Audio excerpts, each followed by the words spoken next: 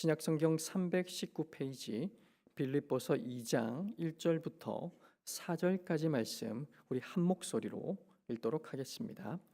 그러므로 그리스도 안에 무슨 권면이나 사랑의 무슨 위로나 성령의 무슨 교제나 긍휼이나 자비가 있거든 마음을 같이하여 같은 사랑을 가지고 뜻을 합하여 한 마음을 품어 아무 일에든지 다툼이나 허용으로 하지 말고 오직 겸손한 마음으로 각각 자기보다 남을 낮게 여기고 각각 자기의 일을 돌볼 뿐더러 또한 각각 다른 사람들의 일을 돌보아 나의 기쁨을 충만하게 하라. 아멘. 나보다 공동체를 더 생각하자라는 제목으로 목사님 말씀 전해 주시겠습니다.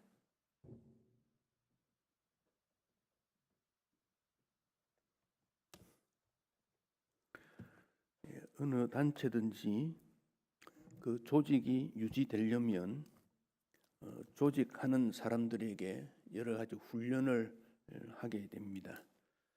그래서 입학식이라는 게 있습니다. 입학식, 학교에서 공부를 할 때 처음으로 학생들이 모이면 우리 학교에 대한 소개를 합니다. 교실은 어디에 있고, 화장실은 어떻고, 또 식사는 어디에 가서 하고, 그렇게 조직을 합니다. 취업을 하면 또 마찬가지로 취업에 대한 직장 생활을 한 달 이상 훈련을 합니다. 그 일들이 조직적일 때, 또 그 일이 엄할 때 훈련을 더 많이 하게 되는 것 보게 됩니다. 그렇지 아니하면 그 조직체가 운영이 어렵습니다. 각자의 생각이 다 다르기 때문에 그렇기도 합니다. 우리나라에서는 전통 유교 가정에서 시집을 하게 되면 시어머니로부터 훈련을 혹독하게 받았습니다. 심지어는 음식 만들 때 맛을 어떻게 내야 되는가 그런 훈련도 받기도 합니다. 가장 힘든 게 군 부대라고 생각이 듭니다. 자유롭게 생활하던 젊고 힘 있는 청년이 군에 입대하면 훈련소에서 얼마나 심한 훈련을 받는지 모릅니다. 생활이 완전히 다른 그런 모습으로, 그러나 거기서 기본적인 사주 훈련을 받으면 군인이 됩니다. 사주 전과 사주 후는 완전히 다른 것을 보게 됩니다. 어떤 공동체든지 기본적인 그런 훈련을 받습니다. 교회는 누구나 어떤 사람이든지 모두가 와도 좋다, 그런 곳이 교회입니다. 그러니까 군인처럼 그런 훈련을 하지 않습니다. 오히려 잘 적응하도록 사랑하고 보살피고 돌보아 줍니다.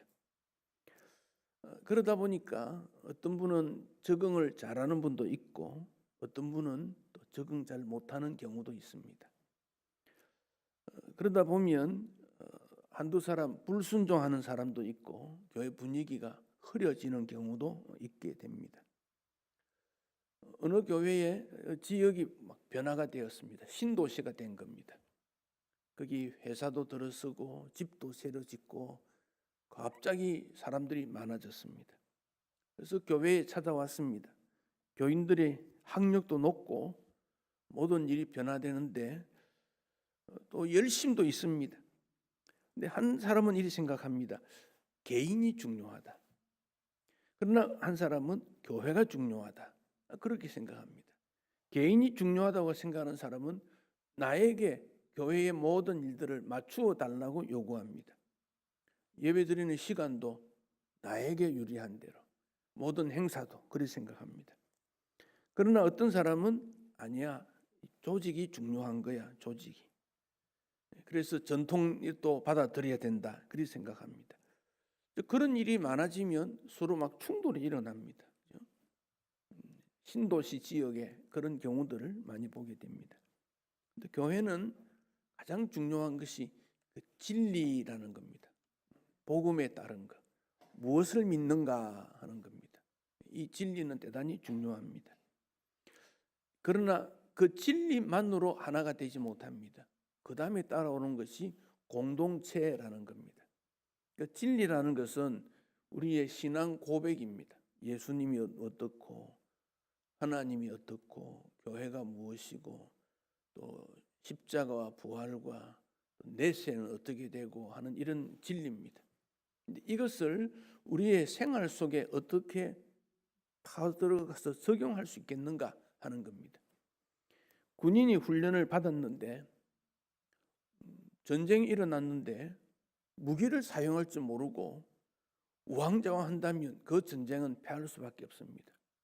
진리롭다고 하지만은 그 진리가 생활 속에 어떻게 그 사람 속에 사용되는가? 왜냐하면 직장 생활도 있고 가정 생활도 있고 교회 생활 외에 더 많은 영역의 생활들이 있기 때문에 그렇습니다.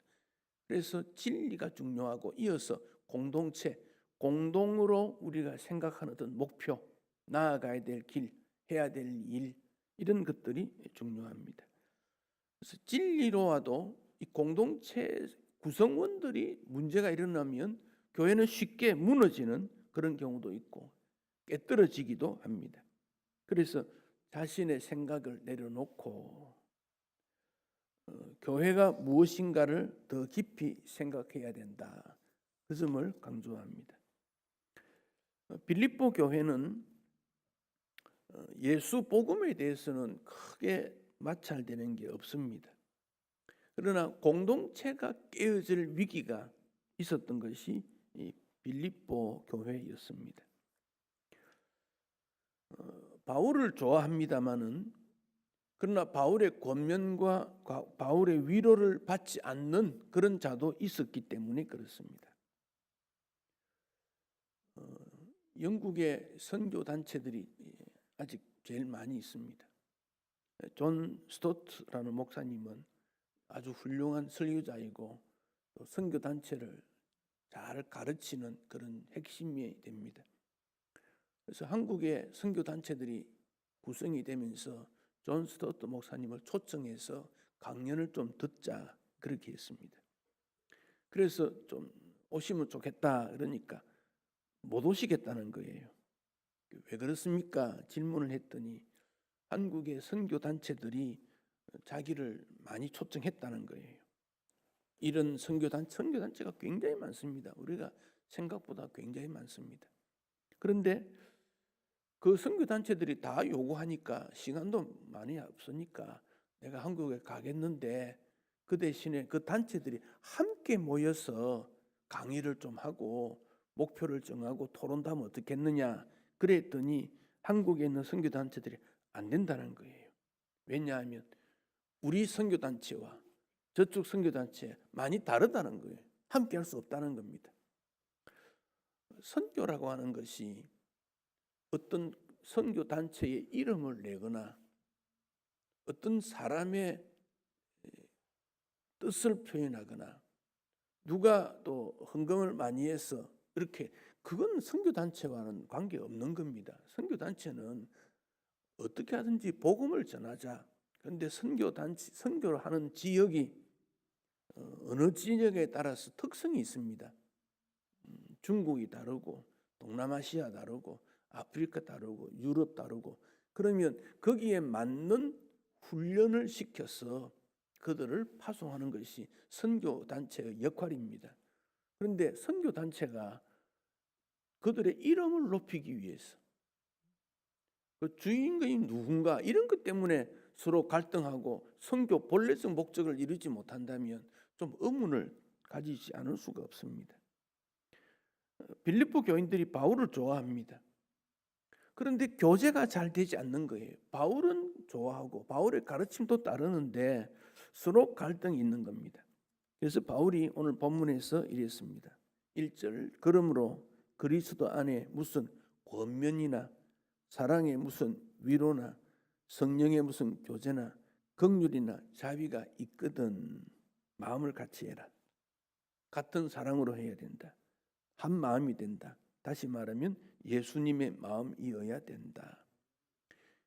그리스도 안에서 이루어지는 일이기 때문에 그렇습니다. 즉 여기에 있는 권면, 위로, 교제, 긍휼, 자비 신앙 공동체의 모습입니다. 빌립보 교회가 왜 그랬는가 원인은 자세히 알지 못합니다. 아마 바울이 그것을 공개하기 싫었을 수도 있습니다. 이런 단점이 있다 그러면 주변에 또 다른 교회나 불신자들이 볼 때 저 교회는 장점보다는 단점을 더 사람들이 많이 보게 되니까, 또 성도들이 이게 우리의 잘못이구나 깨닫지 못할 때 상처도 있을 수 있으니까 아마 빌립보 교회에 무슨 문제인지는 정확하게 지적하지 않고 어렴풋이 짐작을 할 수 있습니다. 고린도 교회는 문제가 굉장히 많았던 교회입니다. 그래서 고린도 교회는 분명히 지적을 합니다.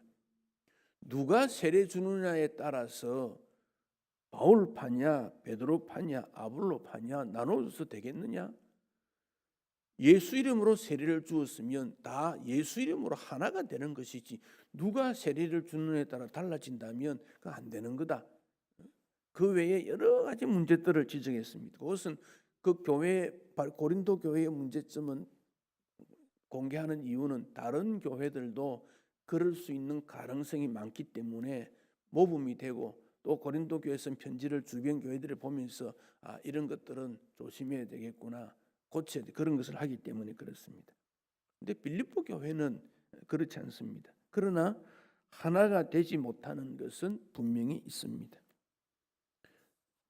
그래서 5절에 그리스도 예수 마음을 품어라 그랬습니다. 사람의 성품이나 기질은 다릅니다. 그렇다고 해서 무작정 다 내려놓자, 그것도 어렵습니다. 억지로 마음을 내려놓는다고 해서 진정으로 내려놓는 거 아닙니다. 언젠가는 또 마음에 들어있던 것이 바깥으로 표현이 되는 그런 경우도 있습니다. 구약 시대는 그 예배 처소가 딱 지정이 되어 있습니다. 예루살렘입니다. 예루살렘. 중앙 성소 그렇게도 말합니다. 그래서 이스라엘 백성들은 하나님 앞에 예배를 드리려면 반드시 예루살렘으로 가야 했습니다. 아무리 멀리 있어도 절기를 지키려면 가야 됩니다. 일주일씩 걸어서 갑니다. 그래서 1년에 3번 이상은 와야 된다 그랬습니다. 한 달에 한 번도 가기 어려우니까 그래도 1년에 3번 절기를 정해서 반드시 와야 된다 그랬습니다. 한 곳에 정해두었던 그 일 때문에 이스라엘이 남북으로 나누어졌을 때, 북이스라엘, 남유다가 나누어졌을 때 북이스라엘에 있는 사람들도 예루살렘으로 가니까 북쪽의 나라가 위험하지 않겠는가, 그렇게 해서 단과 브엘세바에다가 여기서 해라 그렇게도 한 적이 있습니다. 신약교회는 어떻습니까? 신약교회는 한 곳에 집중하는 스타일이 아닙니다. 두세 사람이 예수님 이름으로 모인 곳에 주님이 함께 하시겠다 그리 말씀했습니다. 그래서 신약교회의 특징은 중앙 집중식이 아닙니다. 부름받은 하나님의 백성들이 언제 어디서나 예수 이름으로 모이면 된다. 이 신약교회의 특징입니다. 그래서 예루살렘에서 시작된 교회가 안디옥으로도 가고, 안디옥에서 전 세계 흩어져서 각 지방마다 교회가 많이 들어서는 그런 문제가 있습니다. 그러다 보니까 문제가 또 되는 것이, 과연 흩어져 있는 교회들이 어떻게 하나가 될 수 있겠는가 하는 것입니다. 교회에 어떤 중요한 인물이, 지도력이 강력한 사람이 있다든지, 혹은 어떤 큰 교회가 영향이 많이 발휘해서 작은 교회들과 관계를 맺는다면 그 조직으로 이끌어 갈 수 있는지 모르겠습니다. 그러나 그렇지 않다는 겁니다. 그래서 유대교는 하나로 묶는 것이 제도입니다. 할례와 안식일입니다. 랍비들이 이 할례와 안식일을 지키지 않냐면 유대인 사회에 있을 수 없다고 했습니다. 할례를 받지 아니하면, 안식일을 지키지 아니하면 유대인들과 이 거래가 되지 않습니다. 장사도 하지 못하고 함께 모여서 고민, 염려 이런 거 되지 않습니다. 그래서 그게 할례와 안식일이 오랫도록 지켜왔습니다. 그러나 신약 교회는 할례 받아도 되고 안 받아도 되고, 그러다가 점점 할례 안 받는 세례 받는 것으로 예수님을 주인으로 고백하는 그것으로 끝났습니다. 안식일, 초대교회는 안식일, 토요일 지켰고 주일 이렇게 겸했습니다. 그러다가 예수님의 부활하신 날 일요일을 점점점 지켜나가게 되고 그 날로 바뀌어서 갑니다. 그러다 보니까 좀 희미해져 가는 일이 일어났습니다. 교회들이 서로 상황이 다르고 그 속에 있는 성도들이 다른데 어떻게 하나가 된다는 말인가 하는 고민이 있게 됩니다. 조금 더 내용을 살펴보면 1절에서 권면할 때라는 말이 나옵니다. 그러므로 그리스도 안에 무슨 권면이나, 이 권면이라는 말은 요즘 말로 하면 설교, 그렇게 말할 수 있습니다. 설교를 다른 말로 권면 이렇게도 말합니다. 초대교회 때 설교는 그 가르치는 분들이 뭐 신학 훈련을 많이 받았거나 그런 건 아니지만 성령께서 주도하셔서 또 예수님의 말씀의 가르침에 대한 확실성을 가지고 그들은 권면을 했습니다. 또 그때에 이미 기독교적인 그런 기초 교리가 이제 시간이 되면서 이렇게 형성이 되어 갑니다. 그래서 초기 기독교에도 중요한 회의들이 있는데 그 회의는 그런 기독교의 기본 교리를 다루는 중요한 회의들입니다. 첫 번째 회의가 예루살렘에서 했던 회의지요. 예수님 동생 야고보가 주도했던 제1회 예루살렘 회의가 중요합니다. 삼위일체 교리라든지 그 외에 이단들이 일어나게 될 때 그 중요한 회의를 통해서 그들이 모여서 하나님의 말씀의 진리를 통해서 교리를 하나둘 만들어 가게 된 것입니다. 진리가 교회를 하나 되게 하는 것입니다. 예수님의 십자가가 그렇습니다. 그러나 예수 그리스도 십자가를 인정하지 않는 그런 경우 어떻게 될 것인가? 그 문제에 대해서도 권면을 할 때에도, 진리를 토론할 때에도 바울은 다툼이나 허용으로 하지 말고 겸손한 마음으로 서로 돌아보고 예수님 마음으로 해라. 이 권면이라는 것은 굉장히 교회를 지탱하게 되는 중요한 내용입니다. 진리 논쟁, 그리 말합니다. 진리 파수, 진리 사수, 진리를 지켜야 된다. 그런 말을 굉장히 많이 강조합니다. 현대인들이 지혜롭다고 해도 이 진리에 대해서 왜곡된 일들이 많이 일어나기 때문에 교회가 무너지는 경우도 있습니다. 복음이 지속적으로 오늘까지 일어나게 된 것은 이 진리가 진리이기 때문에, 만약 교회에서 외치는 내용의 진리가 아니라면 그건 역사가 지나가면서 허물어질 수밖에 없습니다. 그래서 이단들의 모습을 보면 한때는 세워지고 왕성했지만 다 무너져가는 것은 진리가 아니기 때문에 그렇습니다. 요즘은 권면이란 말이 설교는 아니지만 하나님 말씀을 가지고 상대방에게 어떤 설득을 시키고 지시하는 이런 개념으로도 사용됩니다. 근데 권면이라는 이 내용이 대단히 중요한, 설교 같은 비중이 있고 또 새가족을 가르치고 또 이런 중요한 내용이 권면이라는 겁니다. 두 번째가 사랑의 무슨 위로, 사랑의 위로 그랬습니다. 이 위로라는 것은 모든 사람에게 필요한 겁니다. 이 땅에 사는 사람이 부딪혀오는 수많은 문제들 때문에 하늘의 위로가 있는 겁니다. 아픔을 당한 자에게 하늘의 말씀으로 위로를 정할 수 있고 관심을 보여주면 가까이 할 때 거기에 그 성도가 힘을 얻게 되는 것, 위로입니다. 그 평소에 좀 가까이 지내지 않는 분도 어려움이 있을 때 위로할 수 있는 기회이구나. 물론 위로지만 여기에는 격려도 되고 때로는 축복도 되고 여러 가지 단어가 사용되는 것이 위로라는 단어입니다. 어려운 일을 당했는데 그를 가만히 두면 쓰러질 수밖에 없기 때문에 가서 위로해야 된다. 교회를 이루는 일입니다. 그 다음에는 교제 그랬습니다. 성령의 무슨 교제. 즉 무슨이란 말은 어떤 경우에도 성령 안에서 교제를 해야 된다. 그런 말씀입니다. 어떤 분이 돈을 좀 많이 가지고 있습니다. 부모로부터 받을 수도 있고 사업이 잘 될 수도 있고. 주님, 저에게 주신 이 돈을 어떻게 써야 되겠습니까? 불신자 같은 경우에는 돈이 생기면 뭐 하겠습니까? 집 좋은 거 사고, 자동차 좋은 거 사고, 옷 입고, 뭐 그렇게 개인을 위해 쓰겠지요. 그리스도인은 돈이 생겼다 그러면 이것을 성령 안에서 어떤 교제하는 데 사용이 되지 않겠습니까? 그런 생각을 해야 됩니다.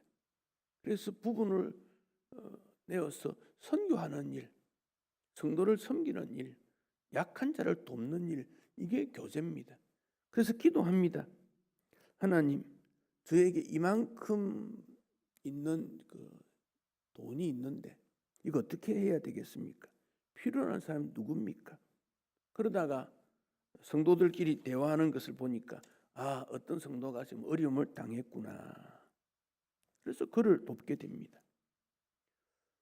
교제라는 개념입니다. 이 교제는 물질도 포함되고 시간도 포함되고 재능도 포함되고 다양하게 성도를 닿게 만드는 교제입니다. 그래서 교제를 통해서 함께 이루어지게 됩니다. 그래서 이 교제가 교회 안에서 매우 중요한 의미가 있습니다. 사울 왕이 되기 전 청년 때 아버지 기스가 불렀습니다. 얘야, 우리 집에 암나귀가 있었는데 암나귀를 잃어버렸다. 너가 좀 찾아와야 되겠다. 그랬습니다. 그래서 사울이 집에 있는 한 사환 종을 데리고 찾아다닙니다. 나귀는 비싼 동물이었고 특히 그 당시 암나귀는 순나귀보다 더 비쌌습니다. 집에 있는 암나귀를 잃었으니까 아버지는 당연히 찾아라고 했습니다. 사울이 순종했습니다. 에브라임, 살리사, 살림, 베냐민 사람들의 땅, 그 집 주변을 전부 다 찾아보았습니다. 한 3일 동안 걸어서 담임께서 한 70km 정도 되는 것을 이곳저곳 전부 다 찾았는데 나귀를 찾지 못했습니다. 너무 힘이 들었습니다. 나귀 찾는 것도 못했고 힘도 들고. 그래서 사환에게 말합니다. 이제 그만 찾고 집에 가자. 아버지께 우리를 걱정하실 것 같다. 3일 동안 집에 못 갔으니까 연락하지 뭐 할 수 없는 방법도 없고 그래서 가자 그랬습니다. 근데 그 하인은 이렇게 말합니다. 우리 가까운데 사무엘 선지자가 있으니까 사무엘 선지자에 가서 한번 물어봅시다. 어떻게 찾을 수 있는지 그래 봅시다. 그럽니다. 그러니까 사울이 우리가 선지자에게 가면 빈손으로 못 가는데 좀 예물이라도 좀 준비해야 되는데 내가 아무것도 없지 않느냐? 어떻게 가겠느냐? 그러니까 그 종이 나에게 은이 조금 있는데 이거 빌려 드릴 테니까 이거 가서 예물로 드리고 물어봅시다. 그랬습니다. 여러분, 보통 하인은 주인이 하라 그러면 그냥 따라가지요. 스스로 일하는 거 좋아하지 않습니다. 아들은 사울은 아버지가 잃어버린 암나귀니까 나중에 자기 재산 되니까 찾아다니는 거 할 수 있습니다. 하인은 하고 싶지 않습니다. 그런데 사울은 포기하고 돌아가자 그러고 하인은 끝까지 찾읍시다 그렇게 말합니다. 그것을 보여주는 내용은 사무엘을 통해서 사울을 만나게 하고 사울이 블레셋과의 싸움에서 잃어버렸던 이스라엘의 땅을 회복하라는 하나님의 뜻이 담겨 있는 사건이기도 합니다. 여기 사울의 생각은 단순히 아버지에게 있는 암나귀 귀한 것이지만 잃어버렸는데 그거 찾아도 되고 안 찾아도 되니까 찾았지 않느냐. 3일 동안 70여 킬로 정도 달았는데 안 되니까 포기하고 가야 되겠다. 그런 모습인데 하나님께서 왜 사울에게 그런 일을 시켰을까? 그런 내용을 찾아내는 것이 오늘 성경에 있는 권면, 위로, 교제 이런 내용을 통해서 하나님이 나에게 필요한 것이 무엇일까를 찾아야 된다는 것입니다. 그래서 그리스도 안에서 권면하고 위로하고 교제하고 이런 일을 말씀하고 있습니다. 즉 빌립보 교회가 세워진 그 목적에는 분명히 하나님의 어떤 뜻이 있는 겁니다. 그렇다면 빌립보 교회는 우리에게 주신 하나님의 뜻이 무언가를 고민해야 되는 거지요.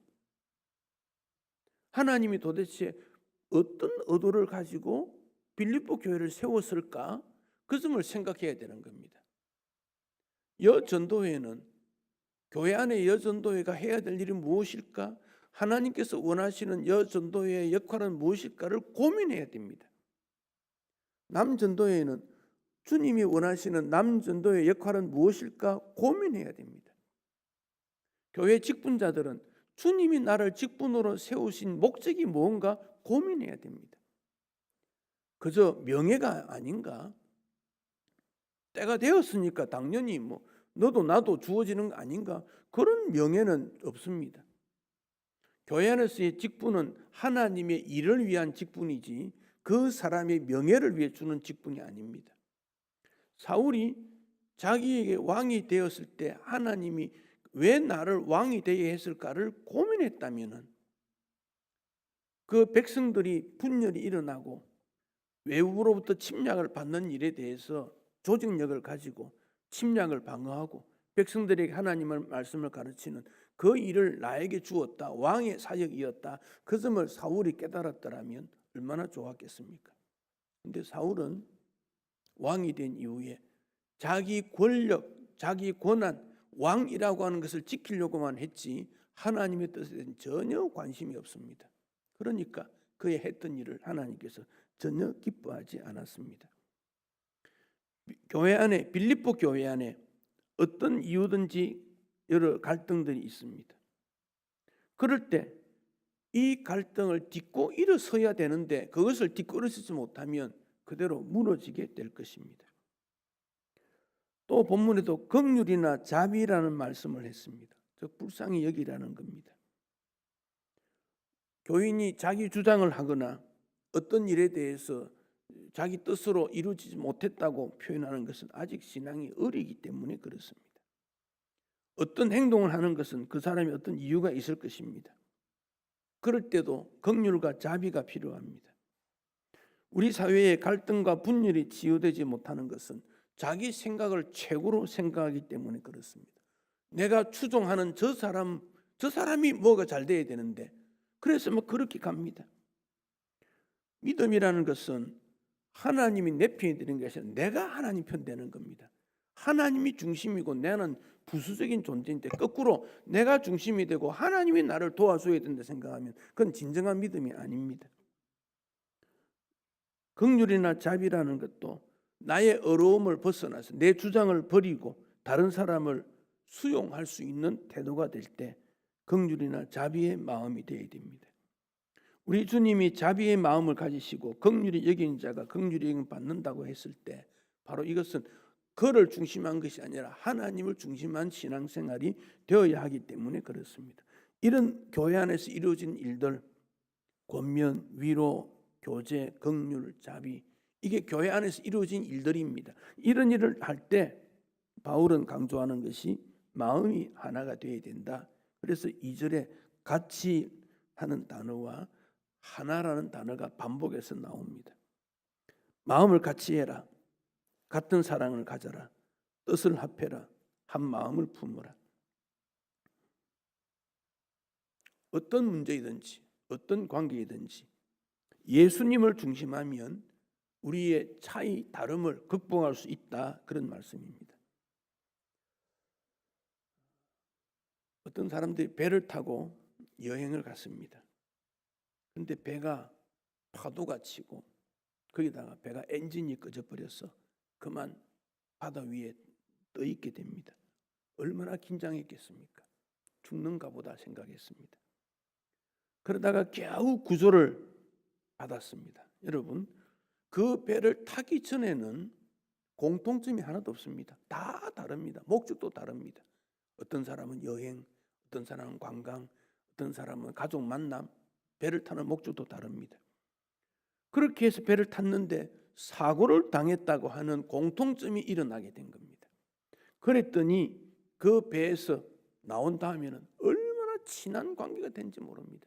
배에서 얼마나 고생을 했겠습니까? 오늘 우리가 지구라고 하는 배를 탔습니다. 왜 우리가 태어났는지 삶의 목적은 다 다를 수 있습니다.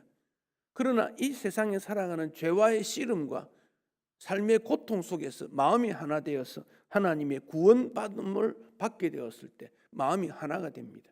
그래서 교회는 예수 십자가를 통해서 하나가 될 것을 강조하고 있습니다. 예수님의 구원이 없다면 하나가 될 이유도 없고 필요도 목적도 없지만 우리는 예수님을 통해서 천국으로 가는 길에 서 있기 때문에 그렇게 하지 아니하면 이 천국, 이 세상 살아가는 동안에 이길 수 없는 일들이 너무 많기 때문에 교회를 통해 이겨라. 그래서 교회를 통해 만든 겁니다. 제가 한 20년 전에 라디오 인터뷰를 한 적이 있습니다. 몇 가지 성탄절날 질문을 하는데 이 인터뷰 처음 하니까 얼마나 긴장되는지 모릅니다. 말도 더듬거립니다. 그러니까 그 기자가 이렇게 말합니다. 자기 눈 보라고. 내가 질문하면 내 눈 쳐다보고 답변하고 그 마이크 그 중요하게 생각하지 말라고. 그러니까 이제 시시한 말을 해도 그 사람이 고개도 끄덕거리고 응답해 주니까 이제 말이 잘 나오게 됩니다. 여러분, 서로 격려한다는 것은 그 사람을 인정하는 거예요. 외면하는 게 아닙니다. 사랑이라는 것은 다른 사람을 나처럼 만드는 게 아닙니다. 다른 사람이 있는 그대로를 인정해 주는 게 사랑입니다. 요즘 동물 복제가 발달하니까 사람도 복제가 가능할 수 있다. 그런 주장을 합니다. 그러면 여자들은 다 마릴린 먼로 만들고 남자는 다 아인슈타인으로 만들어야 되겠습니까? 마릴린 먼로는 가장 멍청한 여인이라고 합니다. 아인슈타인은 재미없는 남자라고 말합니다. 그런 사람은 한 사람만 있으면 되지 여러 사람이 있을 필요가 없습니다. 마음을 합해야 되는 이유는 나의 뜻의 실현이 아니라 예수님의 뜻을 어떻게 실현할 것인가 하는 겁니다. 현대인들은 자아 실현이 행복이라고 말합니다. 내 뜻을 이루라 그럽니다. 그러나 주님은 주님의 뜻을 이루지 않습니다. 하나님의 뜻을 이루는 겁니다. 우리를 부른 것은 내 마음에 있는 주장, 내 뜻을 교회를 통해 이루는 것이 아니라 하나님의 뜻을 내가 이루어 드리는 그거 위해서 부름을 받은 겁니다. 그렇다면 예수님 마음이 되어야 하지 않겠습니까? 우리가 수고하는 것, 땀을 흘리는 것, 복음 때문이지 다른 이유가 전혀 없습니다. 그렇다면 우리 마음에 주님이 계셔야 됩니다. 내 마음에 주님이 계셔야 됩니다. 그러므로 3절에서 아무 일, 어떤 일 경우에도 다툼이나 허영하지 말고 겸손한 마음 이어야 된다. 여기 겸손의 마음은 무엇입니까? 주님의 마음, 예수님의 마음입니다. 예수님 마음 아니면 그 일을 할 수가 없다는 겁니다. 지금 내가 하고 있는 일이 주님의 마음으로 하고 있다면 어떻게 할 수 있습니까? 내 이웃이 나를 바라보는 시각을 통해서 깨달을 수 있습니다. 내가 이웃을 예수님처럼 섬기면 그가 나를 예수님처럼 볼 수 있을 것입니다. 그렇지 않다면은 주님으로 일하는 게 아니기 때문에 그렇습니다.